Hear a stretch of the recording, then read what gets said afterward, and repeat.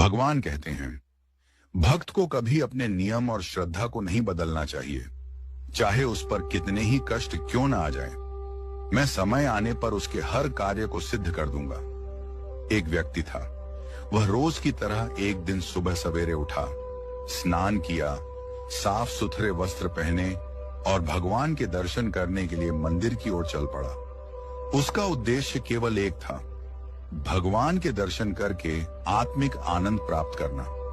चलते चलते जब वह रास्ते में था, तभी उसका पैर एक पत्थर से टकरा गया और वह ठोकर खाकर गिर पड़ा। उसके वस्त्र कीचड़ से सन गए, लेकिन वह निराश नहीं हुआ। वह तुरंत घर लौटा, कपड़े बदले और फिर मंदिर की ओर रवाना हो गया। जब वह दोबारा उसी जगह पहुंचा, तो संयोगवश फिर उसी स्थान पर ठोकर खाकर गिर पड़ा। अब की बार कीचड़ और भी अधिक था। लोग देखकर हंसे, कुछ ने ताने मारे, लेकिन उसने किसी की परवाह नहीं की।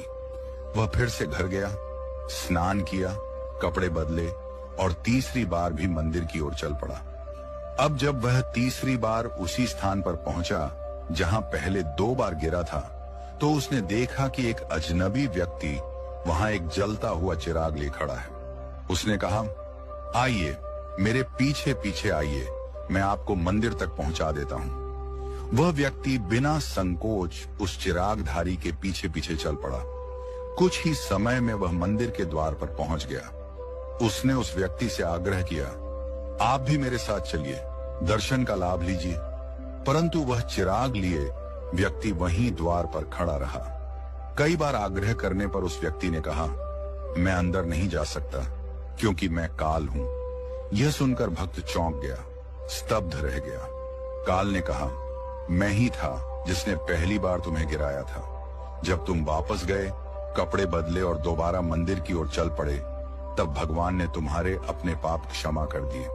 मैंने फिर तुम्हें दूसरी बार गिराया, और जब तुम फिर बिना क्रोध या निराशा के वापस लौटे, स्नान किया, वस्त्र बदले और फिर मंदिर की ओर चल पड़े, तो भगवान ने तुम्हारे परिवार के पाप भी क्षमा कर दिए।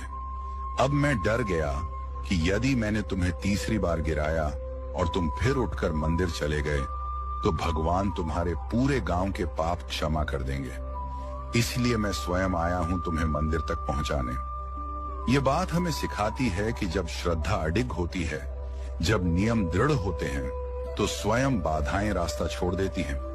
आज हम जरा जरा सी बातों पर सत्संग छोड़ देते हैं, भजन जाप छोड़ देते हैं।